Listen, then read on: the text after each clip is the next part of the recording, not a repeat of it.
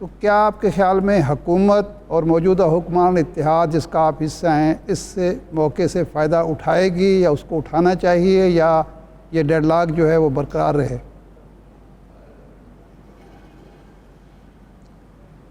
دیکھیں، جو معاملہ عدالت میں ہے وہ الیکشن کمیشن کے فیصلے کے بارے میں ہے، اس کا حکومت یا اپوزیشن سے کوئی تعلق نہیں ہے۔ یہ یہاں پر ہم کیسے پہنچے ہیں، یہ بنیادی طور پر جو سپریم کورٹ کے فیصلے تھے پنجاب حکومت کے بارے میں، یہ اس کی وجہ سے آج بات یہاں پہنچی ہے۔ سپریم کورٹ بار بار وہی بینچ بناتا ہے جو ہمیشہ بنائے جاتے ہیں، ان کے فیصلے بھی متنازع رہتے ہیں۔ تو اب سپریم کورٹ یہ نہیں کہہ سکتا کہ یہ اپوزیشن اور حکومت بیٹھ جائے اور مسئلے کا حل ڈھونڈ لے، کیونکہ یہ حل ان کے پاس نہیں ہے۔ آئینی طور پر اختیار الیکشن کروانے کا یہ الیکشن کمیشن کا ہے، انہوں نے ایک فیصلہ دے دیا ہے کہ ہم 8 اکتوبر کو کرائیں گے، اس پر سپریم کورٹ نے اس معاملے کو اٹھایا ہے۔ تو اب سپریم کورٹ نے اس معاملے کا حل کرنا ہے، اور چونکہ ایک آئینی ادارہ ہے الیکشن کمیشن، اگر وہ ایک فیصلہ کر رہا ہے تو پھر اس فیصلے کا احترام کریں یا کہیں کہ نہیں یہ فیصلہ درست نہیں ہے۔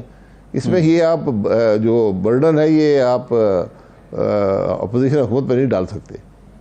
لیکن عباسی صاحب، اب معاملہ یہ بھی تو حقیقت ہے نا کہ جو آج جس طرح بات کی گئی کہ اگر حکومت اپوزیشن مذاکرات کر لیں، کچھ وقفہ کر لیں گے، لیکن جو سیاسی قوتیں ہیں، آپ جو سیاسی لوگ ہیں حکومت اور اپوزیشن کی، آپ لوگ تو ٹاکنگ ٹرم سے بھی گئے ہیں، مطلب کوئی بات چیت کا چلن ہی ختم ہو گیا ہے۔ ایسے کیا اس سے یہ ملک کی بہتری کے لیے اور ملک ایسے چلتے ہیں؟ جی، ملک ایسے نہیں چلتے۔ آج ہمارے ملک میں سیاست نفرت میں بدل گئی ہے، سیاست دشمنی بن گئی ہے، سیاست ایک دوسرے کو گالی دینے کا نام ہے، ایک دوسرے پر الزام لگانے کا نام ہے، ہر قسم کا جھوٹ سچ بات کرنے کا اور دوسرے کو نیچا دکھانے کا نام ہے۔ اس طرح نہ سیاست چلتی ہے نہ ملک چلتے ہیں۔ اسی لیے ہم جہاں پر آج کھڑے ہیں اس کی ایک بڑی وجہ یہ بھی ہے۔ تو آج پولیٹیکل لیڈرشپ کو یہ انیشیٹو لینا ہوگا کہ ہم کس طرح ملک کے معاملات کو طے کر سکتے ہیں۔ آج جو ملک کے معاملات ہیں وہ کسی بھی ایک جماعت کے بس کی بات نہیں ہے، سب حکومت کر چکے ہیں، پچھلے 1 سال کے اندر سب کے پاس حکومت رہی ہے، آج کوئی بھی بری ذمہ نہیں ہے۔ اس لیے اگر سیاسی لیڈرشپ ان معاملات کو خود طے نہیں کرے گی، اور میں سیاسی معاملات کی بات کر رہا ہوں، الیکشن تو ایک جز ہے سارے مسئلے کا، تو یہ الیکشن میں حل نہیں ہے۔ اس جو آج سیاست کے حالات ہیں، یہ الیکشن میں اس کا حل نہیں ہے۔ یہ ذمہ داری کا کام ہے، اگر پولیٹیکل لیڈرشپ میچیورٹی اور ذمہ داری نہیں دکھائے گی تو پھر مسائل بڑھتے جائیں گے۔ عباس صاحب، یہ فرمائیں کہ آپ پہلے بھی کہتے رہے ہیں، اب بھی کہہ رہے ہیں کہ ڈائلاگ مسئلے کا حل ہے، سیاست دانوں کو دشمنی آپس میں نہیں رکھنی چاہیے۔ آپ یہ بھی کہہ چکے ہیں کہ جو اس وقت ملک کے حالات ہیں اس کی ذمہ داری سب پر عائد ہوتی ہے، سب اداروں پر، سیاسی جماعتوں پر، ساری قوتوں پر۔ آپ نے ری امیجنگ پاکستان کے نام سے ایک فورم بنایا، آپ نے، آپ کے ساتھیوں نے کچھ گفتگو کی اسلام آباد میں، آپ کو یاد ہوگا ہماری آپ کی ملاقات تھی، تو آپ نے کہا کہ میں اس حوالے سے اس فورم کو قائل کروں گا کہ تمام سیاسی قوتوں سے ملاقات کر کے انہیں کسی فارمولے پر متفق کیا جائے۔ ایک تو کیا آپ کے فورم نے آپ کو اس کی اجازت دی؟ آپ کوئی سیاسی جماعتوں کے مابین ڈائلاگ کے لیے اپنا کردار ادا کرنا چاہتے ہیں؟ دوسرا یہ ہے کہ یہ الیکشن، پوری دنیا میں تو الیکشن کو مسئلے کا حل سمجھا جاتا ہے، یہاں الیکشن کو مسئلہ بنا دیا گیا ہے، تو یہ کوئی تضاد نہیں ہے؟ اس کا مطلب ہے ہم کوئی الگ جزیرہ ہیں دنیا سے؟ جی بالکل، آپ درست کہہ رہے ہیں کہ الیکشن ہی ہر چیز کا حل ہوتا ہے۔ آج الیکشن ہی تنازع کا باعث ہے، اور سر میں آپ کو آج بھی کہہ رہا ہوں کہ آپ کا مسئلہ الیکشن سے نہیں حل ہوگا۔ جہاں پر ہمارے حالات پہنچ چکے ہیں، میں بالکل الیکشن کا قائل ہوں، الیکشن ہونے چاہیے، اس میں کوئی دو رائے نہیں ہے، نہ اس میں کوئی چوائس ہے کسی کے پاس، لیکن الیکشن سے آپ کے مسائل کا حل نہیں نکلے گا، کیونکہ جہاں پر سیاست کو ہم نے پہنچا دی ہے، کوئی آپ کسی جماعت کو بھی 100% پاکستان کی سیٹیں دے دیں، وہ مسئلے کا حل نہیں کر سکتی۔ مسائل اتنے بڑھ چکے ہیں، اتنے گہرے ہو چکے ہیں، ان کا حل اتنا مہنگا ہے سیاسی طور پر کہ کوئی جماعت بھی اس کو حل نہیں کر سکتی آج۔ اور سب کے اندر کیا وہ صلاحیت ہے کہ حل کر سکیں؟ سب حکومت کر چکے ہیں پچھلے ایک کے اندر۔ تو آج ہم نے جو ری امیجننگ پاکستان کی بات کی تھی، ہم نے اس ڈائلاگ کی بات کی جو ملک میں ہونا چاہیے، اس کی جگہ پارلیمان ہے، پارلیمان میں وہ ڈائلاگ نہیں ہو رہا. اس لیے ہم نے کہا ٹھیک ہے ایک ایسا فورم بناتے ہیں جہاں پر ہم ملک کے صرف ایک دوسرے کو گالی نہ نکالیں، ملک کے مسائل کی بات کریں. تو ہم نے ایک فورم بنایا، نہ ہم کسی پر تنقید کرتے ہیں، نہ کسی کی تائید کرتے ہیں، نہ کسی کی تعریف کرتے ہیں، ہم ملک کے مسائل اور اس کے حل کی بات کرتے ہیں. تو یہ اس میں ایک تجویز آئی تھی جو سی پی این ای کا اجلاس تھا کہ جناب آپ سب کے پاس جائیں.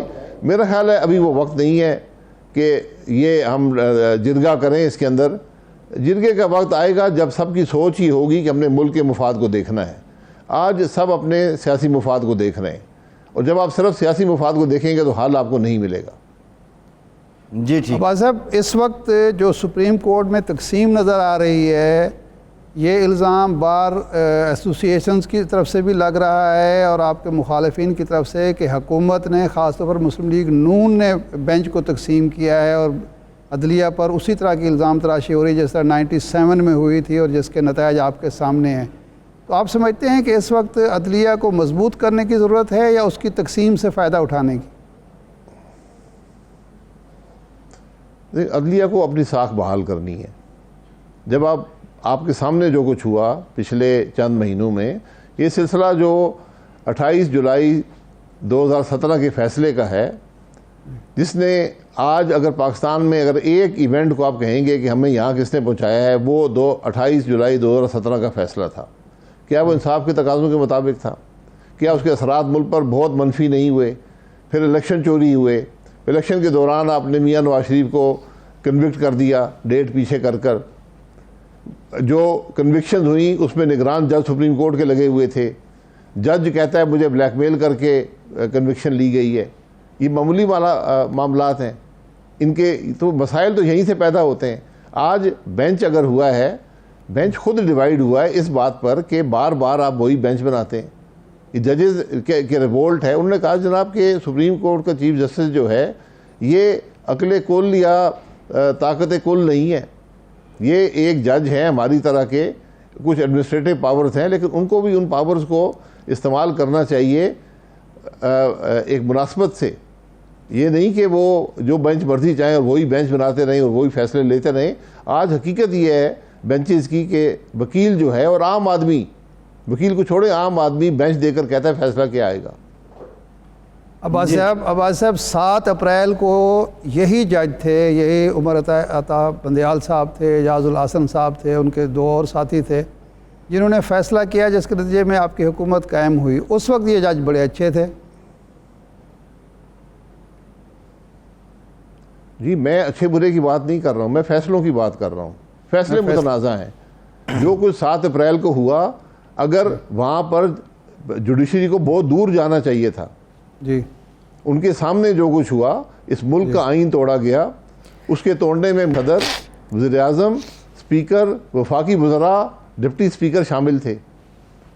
انہوں نے سو موٹو نوٹس وہاں کیوں نہیں لیا؟ یہ کیا ہوا ہے ملک کی پارلیمان کے اندر؟ کیا نوٹس نہیں لے سکتے تھے؟ یہاں تو ہر چھوٹی بات پر نوٹس لے لیتے ہیں. اچھا عباس صاحب، اب معاملہ یہ ہے کہ ایک جنرل باجوہ صاحب سے ایک انٹرویو منسوب ہے. آپ نے بھی گزشتہ روز ٹی وی پروگرام پہ بات کی اور آپ نے تصدیق کی کہ دامن کو میں آپ کی ملاقات ہوئی تھی جنرل باجوہ سے. جنرل باجوہ صاحب کہتے ہیں شاہد خاقان عباسی صاحب آئے بطور وزیر اعظم، مجھے ساتھ لے گئے دامن کو میں، ہم نے گفتگو کی، بڑی مفصل گفتگو ہوئی اور اس میں انہوں نے کہا کہ نواز شریف صاحب کی مدد کی جائے. تو میں نے کہا کہ انہوں نے اپنے لیے خود مشکل کھڑی کر دی GIT بنا کے اور معاملے کو عدالت بھیج کر. ایک تو یہ بتا دیجئے کہ ایسا ہی ہوا تھا.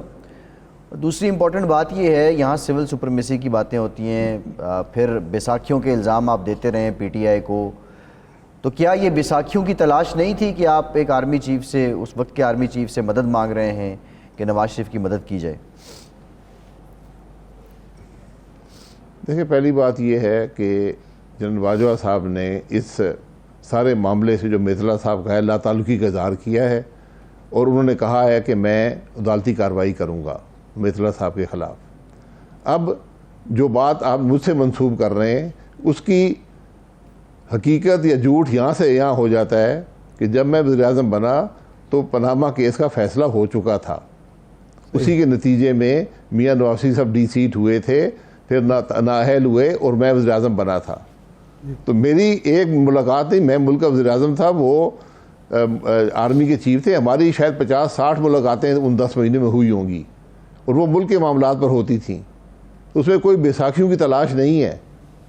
جس یہ بات کر رہے ہیں جس میٹنگ کی، وہ میری درخواست پر ہم نے جب شروع میں پہلی میٹنگ ان سے دفتر میں ہوئی، اس کے بعد میں نے کہا آپ کسی جگہ ملتے ہیں تاکہ کھل کر بات کر سکیں، ایک دوسرے کے معاملات کو سمجھ سکیں، تاکہ کوئی آگے جو آپس میں تعلقات ہیں اس کے اندر کوئی ابہام یا مشکل پیدا نہ ہو، اور ڈائریکٹلی ہم بات کریں تب بجائے کسی ایلچی سے بات کرنے کے. تو ہم نے دامن قوم میں ایک ریسٹ ہاؤس پر ہم دونوں ملے، 3-4 گھنٹے ملاقات رہی. اس میں تمام معاملات پر ڈسکس ہوا کہ کیسے ملک کو آگے چلایا جائے گا، کیونکہ ایک ٹوٹی ہوئی حکومت تھی، ایک حکومت جس کو سپریم کورٹ کے آرڈر سے توڑا گیا تھا سو موٹو نوٹس لے کر. تو اس پر ہم نے گفتگو کی، اس میں کوئی بیساکھیوں کی وہاں بات ہی نہیں تھی، کیونکہ فیصلہ ہو چکا تھا، حکومت ٹوٹ چکی تھی، فیصلہ ہو چکا تھا. تو یہ میتلا صاحب بھی میرا خیال ہے کچھ آگے پیچھے کی باتیں انہوں نے لکھنی ہیں، تو ان چیزوں کی کوئی حقیقت نہیں ہے. عباس صاحب، ملک کا وزیر اعظم الیکٹڈ پرائم منسٹر جو ہے وہ اپنے آرمی چیف سے دامن کو کہ ایک ریسٹ ہاؤس میں ملاقات کیوں کر رہا ہے، پرائم منسٹر ہاؤس میں ملاقات کیوں نہیں ہو رہی تھی؟ یہ ذرا مہمہ سمجھا دیں. دیکھیں، پرائم منسٹر ہاؤس میں ملاقات ہو چکی تھی. میں نے ان سے کہا کہ بھائی ہم ذرا بیٹھتے ہیں، ذرا ایک کھلے ماحول میں بیٹھتے ہیں جہاں پر یہ بات کرتے ہیں، تاکہ ایک دوسرے کے ذہن کو سمجھ سکیں کہ سوچ کیا ہے. اس میں کوئی حرج نہیں ہے. میرے گھر پہ انہوں نے کہا میرے گھر آ جائیں، میں نے کہا جی نہیں، آپ میرے گھر بھی آ سکتے ہیں، لیکن نہیں، ہم ایک اور جگہ بیٹھتے ہیں، اس میں کوئی حرج نہیں ہے.